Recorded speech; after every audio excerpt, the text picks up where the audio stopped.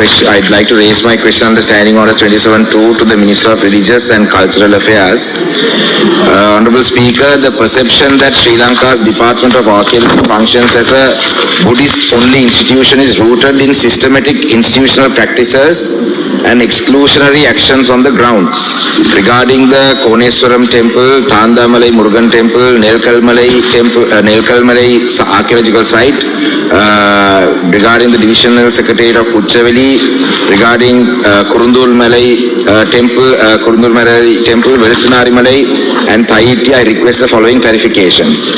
Honorable Speaker, number one, Koneswaram Temple, is the Minister aware that 18 acres belonging to the Koneswaran Temple and 453 acres within the Trincomalee Fort remain inaccessible to devotees due to departmental obstruction, despite funding being available, while 58 unauthorized structures have been permitted in the vicinity. Gaurav Amechara in the Tirunamala Koneswaram Alayam சம்பந்தமாக ஆலயத்துக்கு சொந்தமான 18 acre காணிக்குள்ளே ஒரு வாழைமரம் கூட நாட்டில் அது நிலையில் இருக்கின்றது.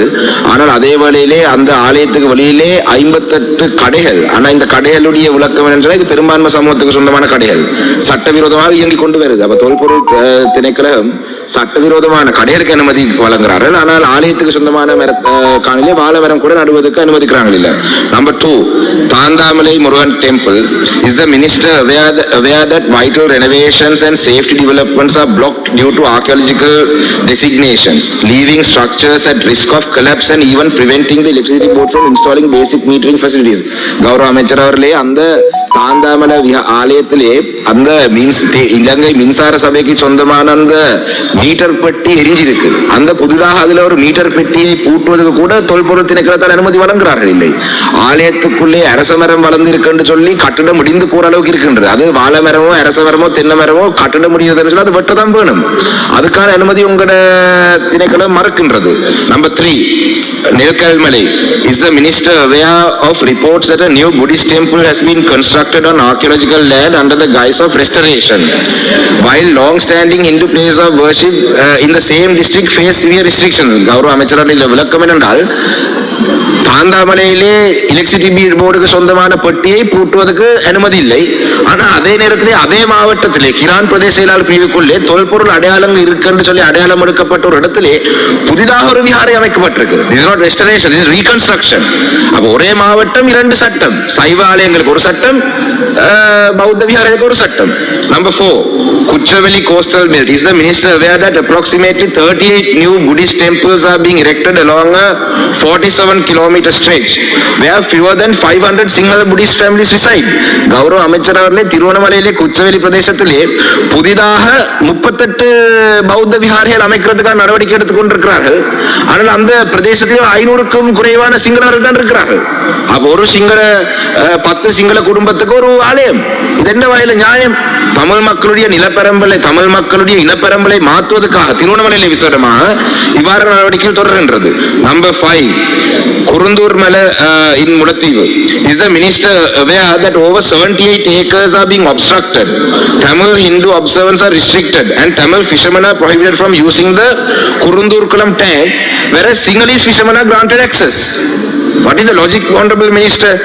குருந்தூர் மலையிலே 78 ஏக்கர் காணிகள் ஆலயத்துக்கு சொந்தமான காணியிலே விவசாயத்திலே ஈடுபட முடியாது.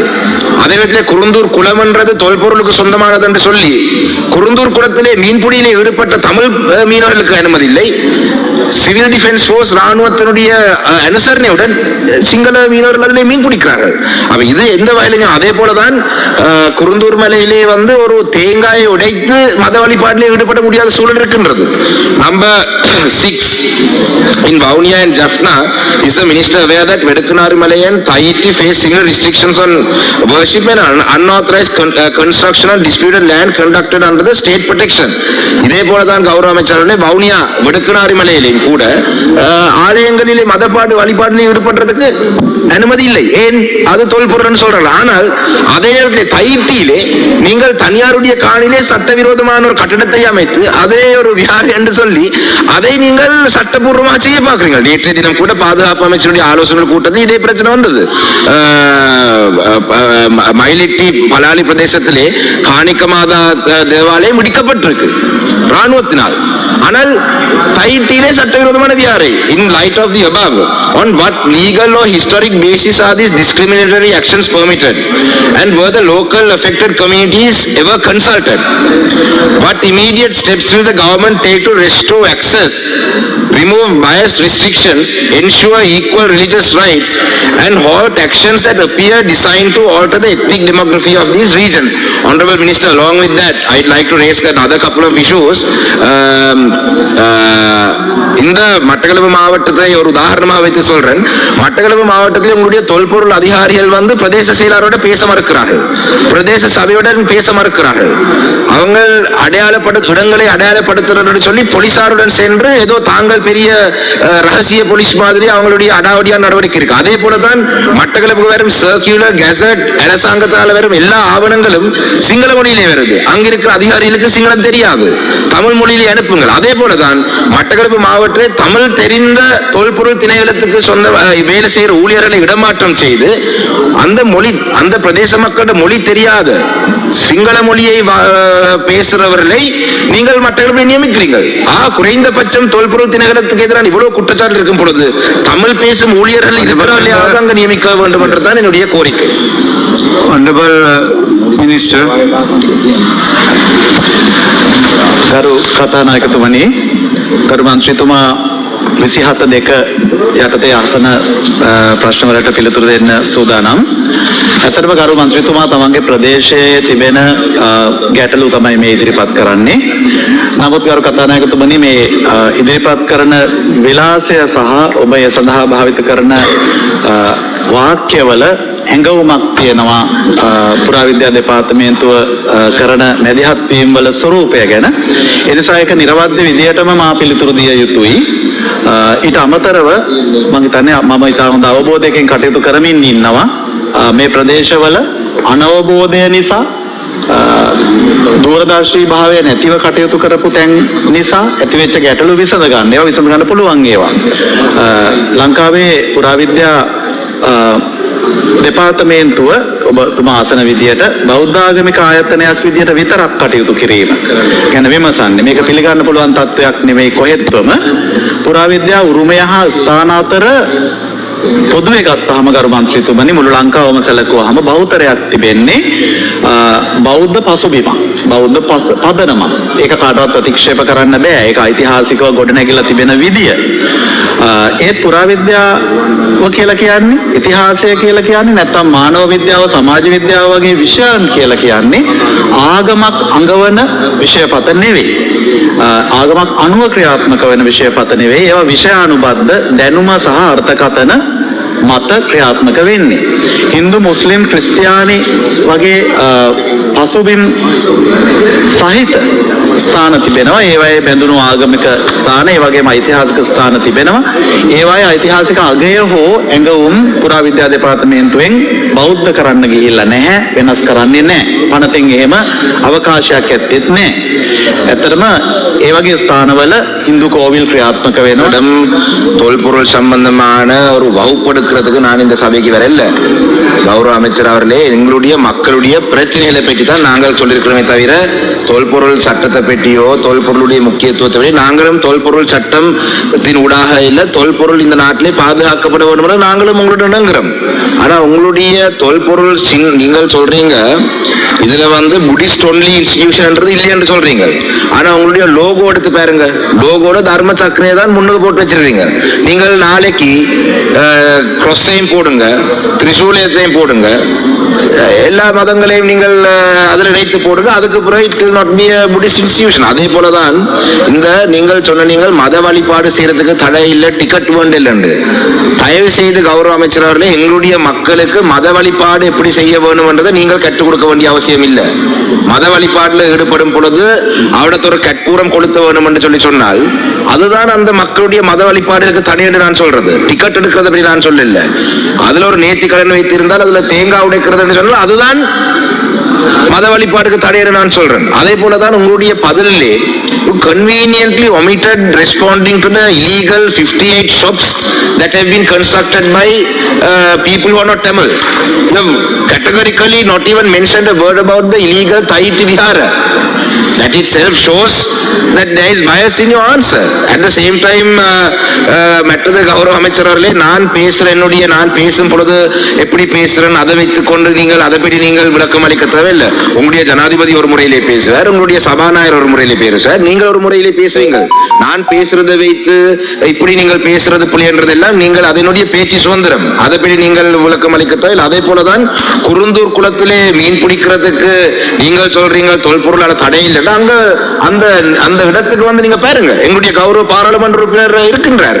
குச்சவெளி பிரதேசத்திலே நீண்ட காலத்துக்கு முதல் அமைக்கப்பட்ட விஹார் என்று சொல்றீங்க, அதெல்லாம் சட்ட ரீதியா அமைக்கப்பட்ட விஹார் அல்ல. தொல்பொருள் திணைக்களம் என்றது தொல்பொருள் யுனெஸ்கோ இல்லாட்டி ஒரு வெளிநாடு ஒரு வேர்ல்ட் ஹெரிடேஜ் ஆர்கனைசேஷன் போன்ற அமைப்புகள் வந்து அந்த விடயங்களில் ஈடுபட்டால் எங்களுக்கு பிரச்சனை இல்லை. இது வருவது பிக்குமர் டிஃபெண்டர் எடுத்துட்டு வந்து விஹாரையில் அமைத்து போட்டு அதுக்கு பிறகு நீங்கள் சொல்றீங்க அது நீண்ட காலமாக இருந்த விஹார, அது என்னுடைய நாங்கள் புலியான தகவல் சொல்றோம் சொல்றீங்க. நெல்கல்மலை பிரதேசத்தை பற்றி நீங்கள் சொல்றீங்க அது நீண்ட காலமாக இருந்த விஹார் என்று. மட்டக்களப்பு மாவட்ட